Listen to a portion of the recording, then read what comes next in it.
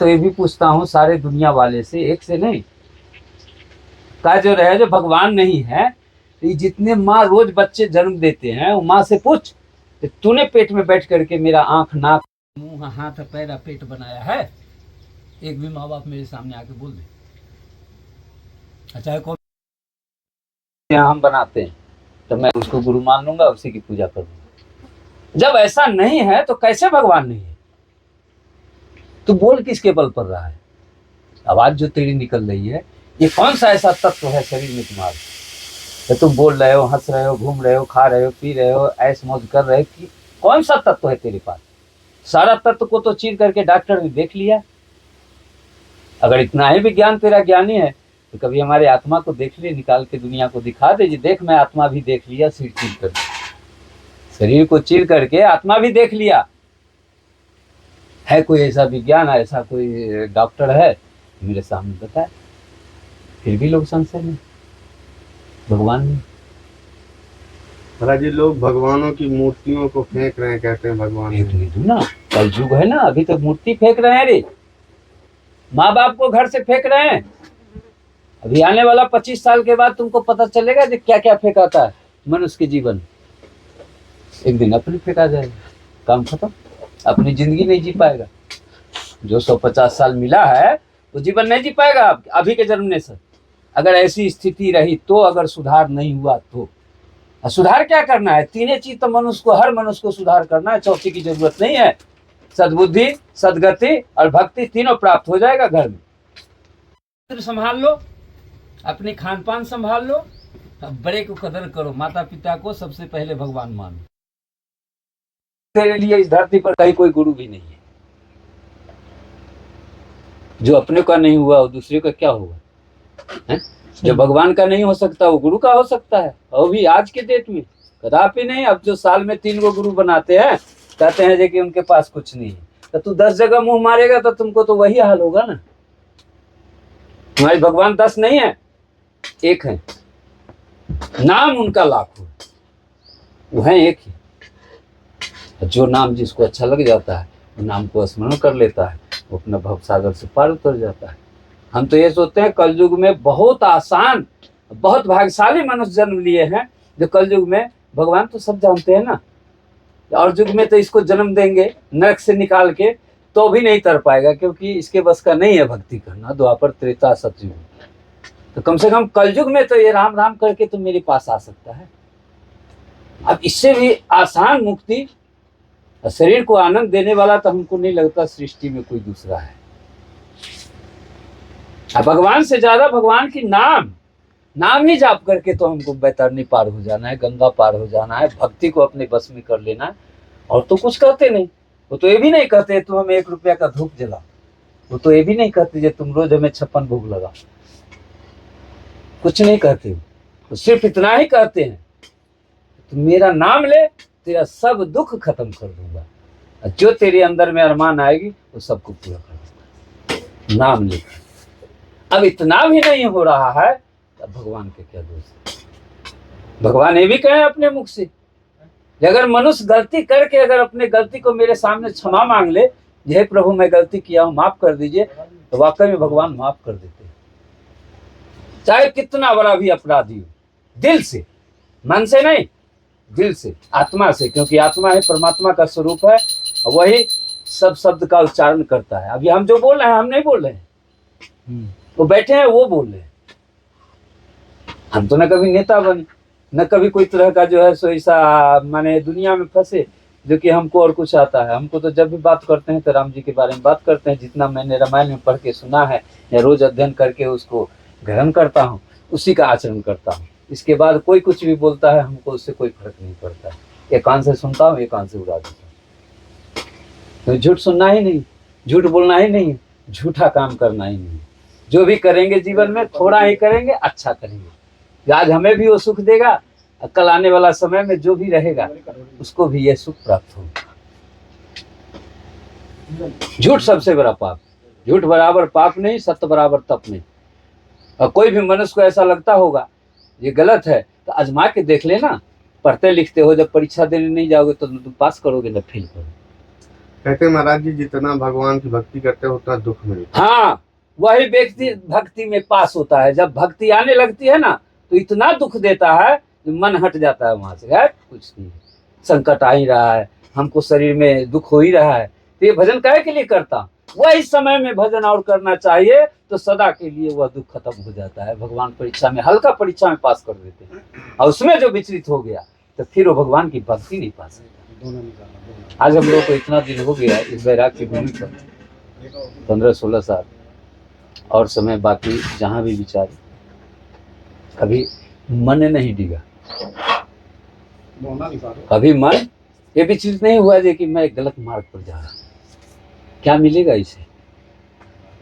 अरे 40 साल 35 साल एक समय होता है भैया, कितना उम्र है आदमी का।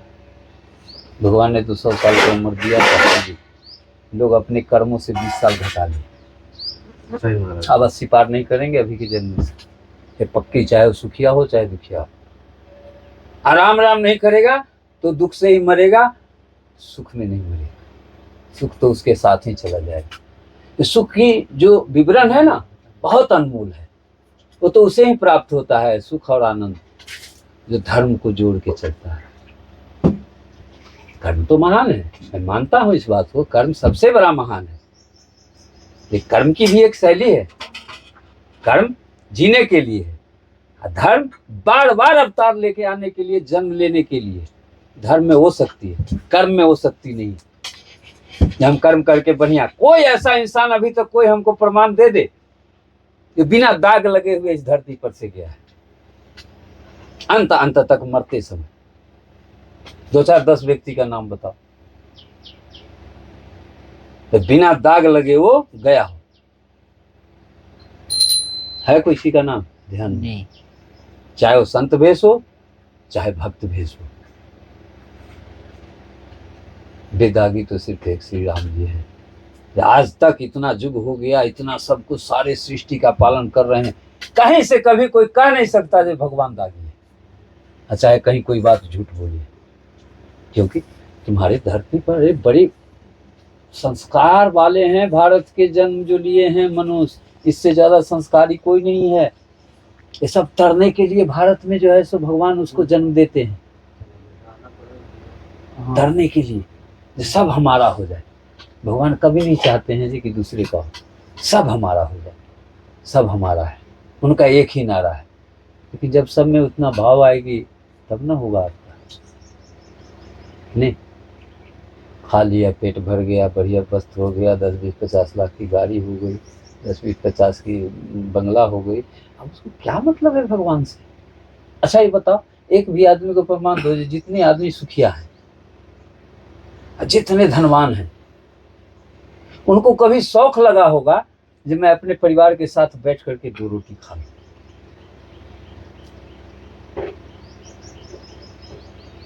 पैसा कमाते हैं, कितने आदमी होंगे ऐसे? हमारी समझ से तो नहीं बिक रहा है। नित्य 30 दिन दिन भर कमा करके अपने फैमिली के साथ में बैठ के भोजन करने, ऐसे पैसा कौन काम करे? किसी काम करने नहीं। जैसा कमाए हो वैसा ही कोई जन्म लेगा, उसका बराबर कर देगा, फिर वो जैसे कि तैसे हो जाए। क्योंकि रखा हुआ धन खर्चा करने वाला इंसान कभी नहीं उठता है, कभी नहीं उठता है।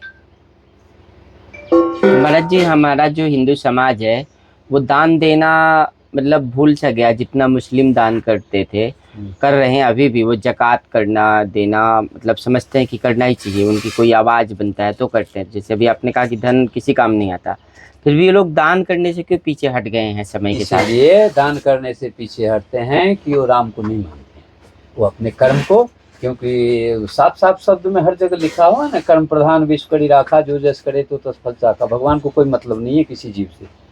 उनको जैसे जन्म देना था सबको सृष्टि में ले आए। अब तुमको काम है कि तुम क्या करोगे, कैसे जियोगे, क्योंकि मनुष्य अपने भाग का निर्माता स्वयं होता है। किसी का कोई दुख सुख नहीं बांट सकता, स्वयं अपने दुख सुख को अर्जन करता है और भोगता है। इसमें किसी का दोष नहीं है। और दोष देने से पहले कोई भी इंसान ये समझ ले जो कि सोच के विचार के किसी को दोष दे, क्योंकि जी। झूठा दोष देने से वो पाप लगता है, उसे दंड की बागी मिलता है, उसको दंड भोगना पड़ता है।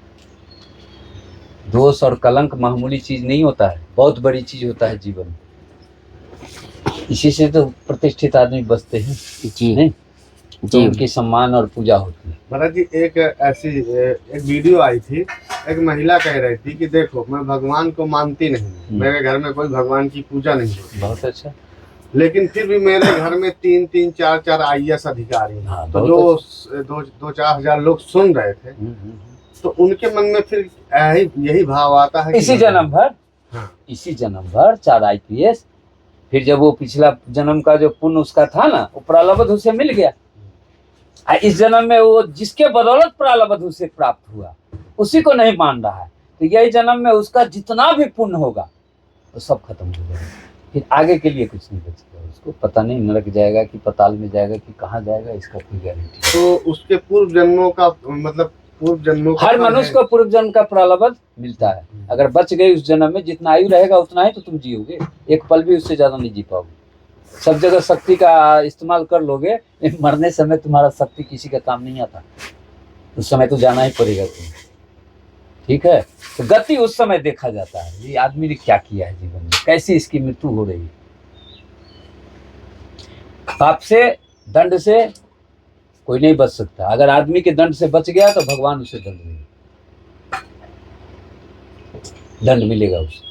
अगर इस जन्म में समय नहीं बचा तो अगले जन्म में उसको दंड भोगना पड़ेगा, फिर जन्म लेना पड़ेगा। एक बार नहीं, एक बार मनुष्य में जन्म देते हैं भगवान तो 7 बार मौका देते हैं, उससे मनुष्य बनाते हैं। चलो इस बार नहीं सुधरा तो अगली बार सुधर जाएगा, इस बार नहीं सुधरा अगली बार सुधरा। इतना करुणा निधान कौन होगा? अभी के आदमी तो एक बार मार देता है जान से, तो एक बार उसका चर्चा भी नहीं करता है। महाराज जी मनुष्य को 7 बार मनुष्य बनता 7 बार मनुष्य बनता है। एक बार जब अगर उसको भगवान धरती पर देते हैं तो 7 बार उसको चांस देते हैं। उसके बाद फिर उसको फिर 84 लाख जोनी भटकना ही पड़ता है, फिर उसको कोई नहीं बचा सकता। भगवान के अलावा कौन बचाएगा? दूसरा में किसी में क्षमता नहीं, नरक से निकाल के स्वर्ग में तो महाराज जी ये फिर क्यों कहते हैं कि एक बार ही मनुष्य का जन्म मिला है, दोबारा कौन नहीं कहता है? मिलेगा? कौन कहता है? लोग कह लोग देते हैं, कहते कोई हैं, मानते लोग नहीं बहुत कुछ कहते हैं, तो हाँ। लोगों की बात हम नहीं जानते। हमको जो उत्पन्न होता है अंदर से वो बात बताते हैं। कोई संत भी कह देते हैं एक बार संत हो ही नहीं सकते, सबको तो दुनिया संत मान रहा है। कैसे आज माथा पर हाथ धर के पछता रहा है? हम उसकी बात भी नहीं मानते। करते तो सब तुम ही हो, और फिर बाद में जब तुम्हारा छक्का नहीं लगता है तो बदनामी तुम किसी और को ठोकते हो। अपने